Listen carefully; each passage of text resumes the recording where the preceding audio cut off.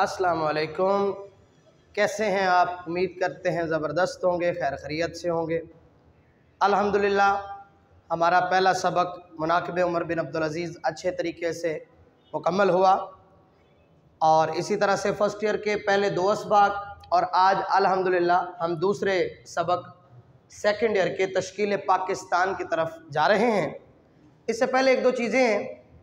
मैंने कभी आपसे कहा नहीं है कि इसको शेयर कर दें या सब्सक्राइब कर दें, लेकिन इसका ये मतलब नहीं है कि ये करने से कोई गुनाह होता है या आपको कोई जिसे कहते हैं कि जेल हो जाएगी।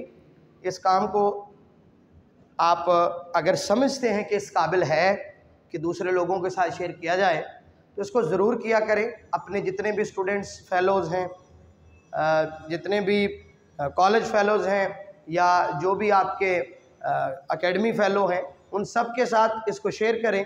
और जो लोग सेकेंड ईयर के हैं वो फर्स्ट ईयर के कोई बहन भाई हैं तो उनको भी रिकमेंड करें, अगर आप ये समझते हैं कि हमारा लेक्चर इस काबिल होता है। तो आइए आज हम चलते हैं साल दवम उर्दू अदब के दूसरे लेक्चर की तरफ। ये लेक्चर तश्कील पाकिस्तान मियाँ बशीर अहमद साहब का मजमून है। सिनफ़ी एतबार से ये मजमून नवीसी है और इसकी रेफरेंस बुक कारनामा-ए इस्लाम है। किताब है जनाब मियाँ बशीर अहमद साहब की कारनामा इस्लाम। कारनामा इस्लाम से ये एक मजमून लिया गया है। इससे पहले हमने एक खाका डिस्कस किया, आज हम मजमून नवीसी की तरफ हैं। मियाँ बशीर अहमद के ऊपर हम थोड़ी सी गुफ्तगू करेंगे। मुस्लिम लीग के रहनुमा हैं, रुकने मजलिस कवानीन रहे हैं। पाकिस्तान हिंदुस्तान जब इकट्ठा एक ही बरे सगीर के नाम से इस दुनिया के नक्शे पर था, तब आप मजलिस वज़ा कवानीन रहे हैं। वो मजलिस जो कानून वज़ा करती है उसके आप रुकन रहे। मुस्लिम लीग जो मुसलमानों की जमात 1906 के अंदर बनाई गई, आप उसके भी रुकन रहे, उसके भी रहनुमा रहे। बच्चों, इस सबक को डिस्कस करने से पहले 1-2 चीज़ें ज़हन में रखिएगा। ये खुलासे के अतबार से इतना अहम सबक नहीं है, मगर तशरीही निकात के अतबार से ये बहुत ही इम्पोर्टेंस का हामिल सबक है। लेकिन इसका मतलब ये नहीं है कि खुलासा आएगा नहीं। खुलासा आया हुआ है इसका पेपर में, मगर ज़्यादातर वो इससे खुलासा देता नहीं है। लेकिन फिर भी हम खुलासा तैयार करेंगे, मगर इसके अंदर जो तशरीही निकात हैं वो इंशाल्लाह अगले लेक्चर में ज़ेर बास रहेंगे। उनके ऊपर आपने डिटेल से मालूमात इकट्ठी करनी है। ख़ास तौर पे आपके ये पाक स्टडी का जितना भी तारीख़ी हिस्सा है वो कवर कर देता है सबक। अगर कोई अच्छे तरीके से इसको पढ़े या इसको गौर से तवज्जो से सुने और इसके ऊपर जो मुताला है अगर आपका अच्छा हो जाए, तो आपका पाक स्टडी का तारीख़ पाकिस्तान का जितना भी हिस्सा है, चाहे 10th में हो आप, 9th में हो आप, सेकेंड ईयर में हो, आपको ज़रूरत नहीं रहती। ये सबक वैसे भी हमें समझ आना चाहिए। हम बाहसियत पाकिस्तानी अगर अपने पाकिस्तान की शक्ल किस तरह से मार्ज वजूद में आई, किस तरह से हमारे मुल्क की जो बुनियाद रखी गई, क्यों रखी गई, ये सारी चीज़ें नहीं जानते हैं, तो ये बहुत ही एक हमारे लिए जो है वो शर्म की बात है। तो जनाब मुस्लिम स्टूडेंट्स फेडरेशन के सदर भी रहे। मुस्लिम स्टूडेंट्स फेडरेशन क्या है?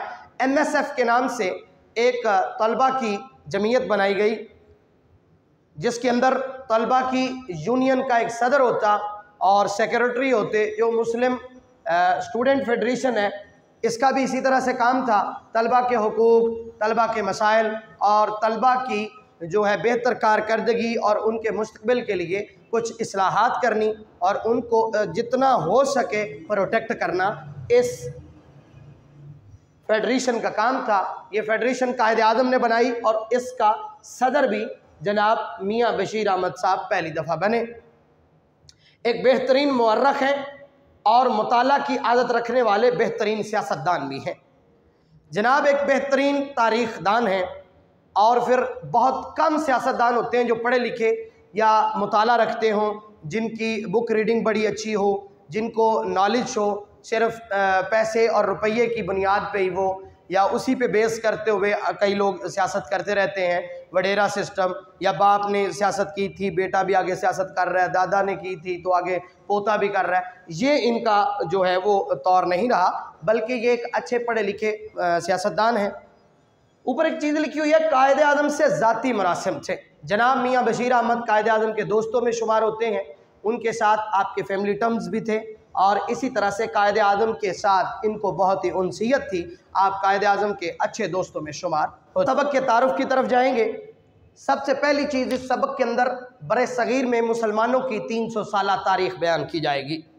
मुसलमान पिछले 300 साल में किस तरह से, किन हालात से और किन किन मुश्किलात से दो चार हुए, हम इस सबक के अंदर ज़ेर बहस रखेंगे।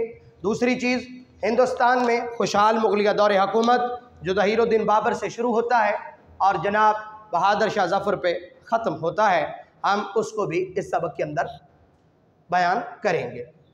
अंग्रेज़ बहैसियत ताजर यहाँ पे आता है, हुकूमत करता है और फिर चला जाता है।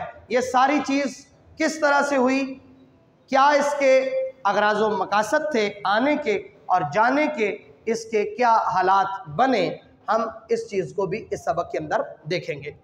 इस सबक के अंदर पता चलेगा हमें कि मोहल्लाती साजिशें किस तरह से की गई। आप जानते हैं जब किसी कौम पे ज़वाल आता है तो उसकी अखलाकी सूरत हाल तबाह हो जाती है। जैसे आज भी अगर मुसलमान दुनिया में ज़लील व रुस्वा हो रहे हैं तो वो अखलाकी एतबार से आक़ाए दो आलम सल्लल्लाहु अलैहि वसल्लम की तालीमात को छोड़कर और उन्होंने बद अखलाकी अपनाई, बेईमानी, इंसाफ को कत्ल करना और रिश्वत सतानी जैसी जो लानत है उसको जब इंसान अपना लेता है तो वो जलील हो जाता है। जब वो हसद रखता है, कीना और बुग़्ज़ रखता है तो उसका मुक़द्दर हमेशा पस्ती होती है। तो इस सबक के अंदर भी मोहल्लात में जो बादशाहों के महल थे उसके अंदर भी ऐसी साजिशें हुई, वो भी ज़ेर बहस रहेंगी। और अंग्रेज़ का मकर व फ़रेब जो रहा वो भी हम इस सबक के अंदर ज़रूर इंशाअल्लाह बयान करेंगे। मुग़लों का ज़वाल इसमें बयान हुआ है, मुग़ल क्यों ज़वाल पजीर हुए, मुग़लों में कौन सी खामियाँ थी, या मुग़लिया सल्तनत के ज़वाल के असबाब क्या थे। अंग्रेज़ी निज़ाम हुकूमत यहाँ पे मुस्तहकम हुआ। एक वक्त आया जब अंग्रेज़ ने बाकायदा यहाँ पे अपना जो साम्राज्य है उसको राइज कर दिया, तो वो भी हम इंशाअल्लाह इस सबक के अंदर बयान होता हुआ। मुसलमानों का ज़िल्लत और रुसवाई का दौर इस सबक के अंदर हम ज़ेर बहस रखेंगे कि मुसलमान किस तरह से ज़िल्लत का शिकार हुए और वो रुसवाई का दौर कितनी देर चला, क्यों चला, उसके पीछे क्या असबाब थे, ये इंशाअल्लाह इस सबक के अंदर बयान होगा। इस सबक में बयान होगा मुस्लिम रहनुमाओं की तरफ से निशात सानिया हुई। जाहिर सी बात है जब मुसलमान पस्ती का शिकार हुए तो एक दफ़ा तमाम लोगों ने दोबारा से कोशिश की। उन तमाम लोगों ने जो पढ़े लिखे थे, जो अखलाकी एतबार से आला थे, जो शाऊर रखते थे, हमेशा अल्लाह पाक ऐसे बंदों को भेजता है जो दूसरी कौम का भी फ़ायदा करते हैं और बका के लिए भी जंग लड़ते हैं। दो किस्म के ये रहनुमा थे, कुछ रहनुमा मजहबी और कुछ जिद्दत पसंद। मॉडर्न जो थे उनका नुक्ता नज़र अपना था और जो मजहबी एतबार से रहनुमा थे उनका नुक्ता नज़र अपना था।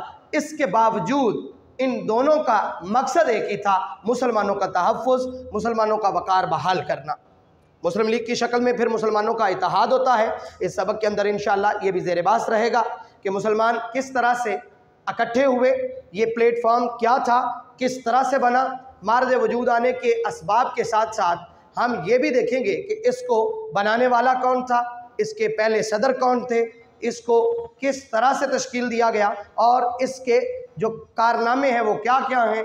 और इस सबक के अंदर ये भी इंशाअल्लाह ज़ेर बहस रहेगा कि मुस्लिम लीग ने जो जो अपना मुसलमानों के लिए असासा छोड़ा है वो क्या है। अंग्रेज़ हुकूमत और हिंदुओं की साजिशें जो हैं वो किस कदर मुसलमानों के लिए परेशान कुन थी, इस सबक के अंदर बयान होंगी। मुसलमानों की बेपनाह कुर्बानियाँ और उन कुर्बानियों का जो हमें समर मिला वो पाकिस्तान की शक्ल में मिला। इस सबक के अंदर हम मुसलमानों की उन कुर्बानियों को भी डिस्कस करेंगे और फिर हम देखेंगे कि क़याम पाकिस्तान एक अजीम इनकलाब की शक्ल में रूनुमा हुआ।